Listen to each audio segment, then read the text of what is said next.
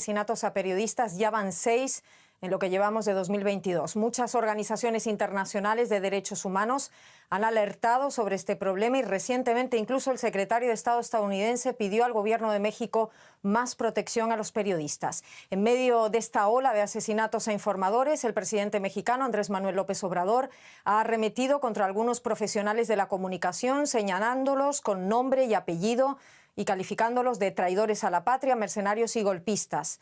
Hoy hablamos con uno de ellos, Carlos Loret de Mola. Bienvenido a nuestra entrevista de la semana, español. Muchísimas gracias a ustedes por invitarme. Muchos saludos. Carlos, el presidente de la República publicó supuestos ingresos tuyos en una de sus conferencias mañaneras después de esa investigación en la que participó la organización Mexicanos contra la Corrupción y la Impunidad y Latinus, la plataforma digital de noticias que fundaste. Investigación sobre un conflicto de interés del hijo del presidente por la renta de una casa en Houston. ¿Probaron ustedes el conflicto de interés? Bueno, aquí me parece que, digamos, el reportaje señala dos cosas centrales. La primera es esta vida de lujos, este millonario súbito que se volvió el hijo del presidente de México. Mientras el papá da cátedras de austeridad y dice que la gente no debe tener más de un par de zapatos, pues su hijo vive con una casota en Houston, con una alberca de 23 metros, un cine privado, manejando una camioneta Mercedes-Benz. Entonces uno se pregunta cómo un individuo del que no se le conoce trabajo alguno, resulta que se volvió millonario de la noche a la mañana. Entonces hay un primer cuestionamiento en el reportaje que tiene que ver con la contradicción de este discurso de austeridad y de yo soy pobre y presentarse al electorado como un presidente pobre al que le salió un hijo rico.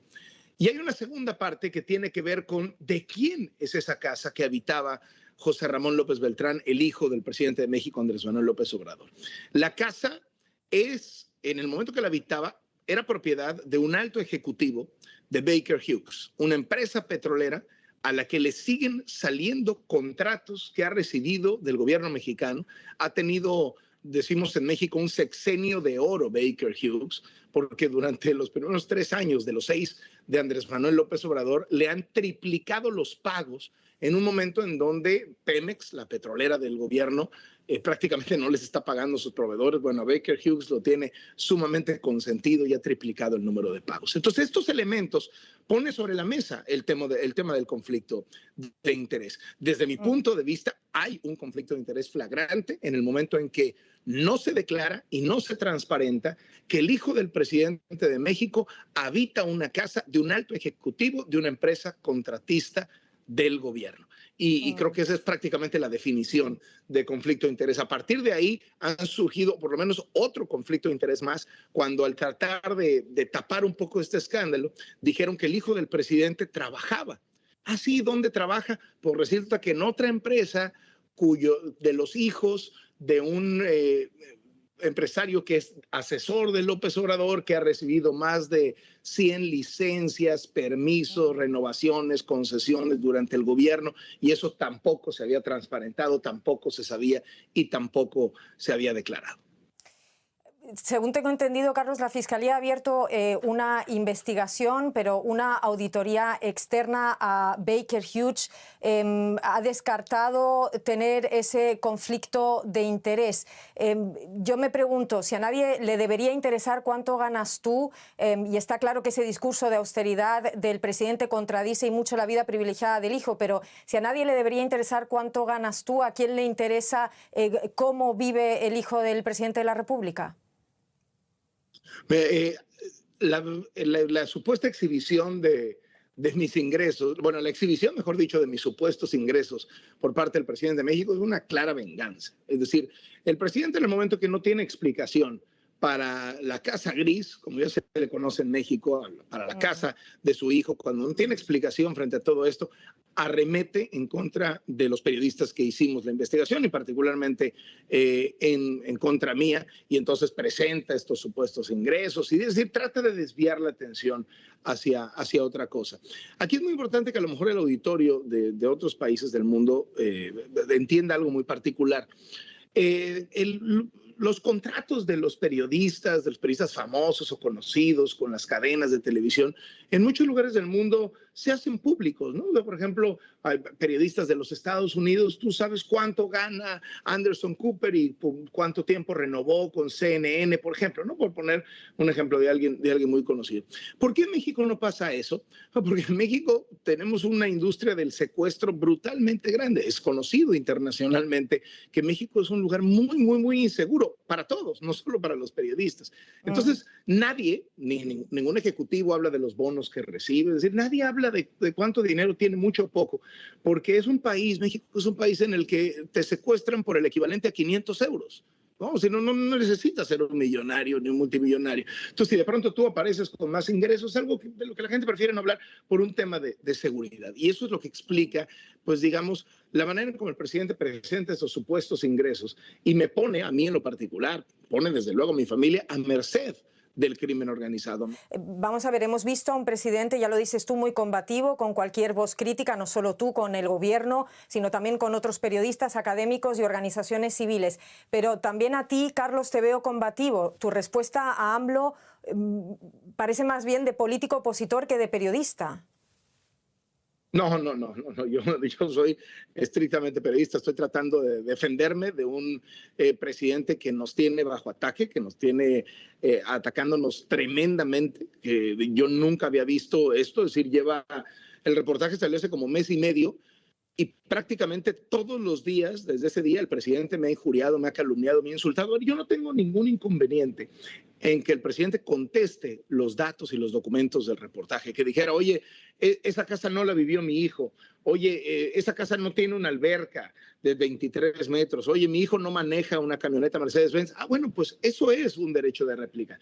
¿Qué ha hecho el presidente? Llamarnos traidores a la patria por presentar un reportaje, decir que somos golpistas, que queremos dar un golpe de Estado, decirnos golpeadores, mentirosos, calumniadores, mercenarios. Es decir, frente a documentos y fotografías sobre la casa de su hijo, el presidente contesta con insultos. Y se me pasó a decir algo que me preguntabas en tu intervención anterior, y tenía que ver con la manera en como Baker Hughes, esta empresa petrolera, había respondido. Baker Hughes se volvió un poco un meme en México, que Baker Hughes contrató a una investigación, ellos mismos la contrataron, ellos mismos la hicieron, y la fueron a presentar públicamente a las oficinas de Pemex. Latinos, la plataforma en la que trabajas, nació como un proyecto binacional, tengo entendido, con la idea de informar sobre la población latina en Estados Unidos. Pero hay críticas que apuntan que es un medio centrado en México y sobre todo en socavar la credibilidad del gobierno. ¿Quién forma parte de tu equipo, del equipo de Latinos? ¿Cómo se financian ustedes? Bueno, es un medio de comunicación privado, es decir, tiene ingresos de distintas vías, quien quiere comprar un banner en la plataforma, quien quiere comprar un anuncio a través de YouTube. Nuestros programas salen en YouTube y esa es la manera, o sea, se financia con medio de comunicación y hay es un financiamiento total y absolutamente privado, no viene de ningún partido político, no viene nada de esa naturaleza. Empezamos siendo un medio, nos planteamos ser un medio binacional cuando fueron las elecciones, por ejemplo, en los Estados Unidos, que fue la elección de Biden contra Trump. Obviamente hicimos una cobertura sumamente robusta. Apenas mi programa de ayer lo hice desde Nueva York, el programa que salió ayer en la noche. Yo tengo en Latinos un programa a la semana mío y otro que hago con un gran amigo mío y un extraordinario personaje que es Broso, ¿no? Entonces el programa mío ayer lo hice desde Nueva York. Hemos estado haciendo muchas cosas, hay toda una sección en Latinos que trata de los Estados Unidos, y también abordamos temas de México. Oye, ¿las grandes exclusivas de Latinos han tenido que ver con México? Sí, las grandes exclusivas de Latinos han tenido que ver con México. Hemos revelado los videos de 2 hermanos del presidente de México recibiendo dinero en efectivo clandestinamente. Hemos revelado contratos ilegales en el nuevo aeropuerto que está haciendo el presidente. Hemos revelado cómo el secretario particular del presidente y la administradora de Palacio Nacional aparecen en un carrusel de cash, dando vueltas en una misma sucursal bancaria una y otra vez para depositar dinero en efectivo. Vamos a ver, tengo una última pregunta, te pido brevedad porque lamentablemente se nos va el tiempo. Sí, Los índices sí, de popularidad de López Obrador se mantienen alrededor del 60%, han caído también y según una encuesta por esas revelaciones de la Casa Gris, pero sigue siendo uno de los presidentes con mayor respaldo popular en el mundo. ¿Cómo te explicas tú esta popularidad teniendo en cuenta la pandemia, el incremento de la violencia e inseguridad y más recientemente, quizás ahora, la negativa de AMLO a imponer sanciones contra Rusia por iniciar una guerra en Ucrania? Brevemente. Bueno, la verdad es que el presidente tiene una personalidad magnética con la gente. El presidente tiene un enorme carisma y venimos de gobiernos muy complicados, venimos de gobiernos pésimos, terribles en México. Entonces, muy posiblemente la gente le sigue dando el beneficio de la duda. Hay gente que no, o sea, al inicio de su gobierno tenía 80% de popularidad en el promedio de las encuestas y ahorita el promedio de las encuestas marca 58%, es decir, ha tenido una caída sustancial. 58% sigue siendo una gran popularidad para un presidente en funciones y creo que tiene que ver con que el presidente es un muy buen político en el manejo de medios, es muy bueno haciendo campaña, es muy bueno en el discurso, en la narrativa. Me parece que como gobernante per se, como administrador y ejecutor de políticas públicas, es muy malo, pero la gente le está dando todavía la oportunidad y me parece absolutamente razonable. Y ahí nada más quiero dedicar un instante porque hemos hablado mucho de los ataques del presidente en mi contra y esto la verdad palidece frente a lo que están experimentando muchos colegas. 30 periodistas han sido, 31 han sido ejecutados durante el sexenio de Andrés Manuel López Obrador. Nunca habíamos tenido un arranque de sexenio tan violento para los periodistas de México y nada se compara a lo que están viviendo y muchas veces sin estas herramientas que tú citabas de visibilidad de las que uno puede llegar a gozar en medios de comunicación nacionales, etcétera, etcétera, frente a lo que pasan muchos colegas que son ejecutados y son asesinados y que este clima de violencia verbal que inicia el presidente, desgraciadamente lo han dicho las propias organizaciones, se traduce en violencia física. Muchísimas gracias, Carlos Loret de Mola, por concedernos esta entrevista. Gracias, un saludo.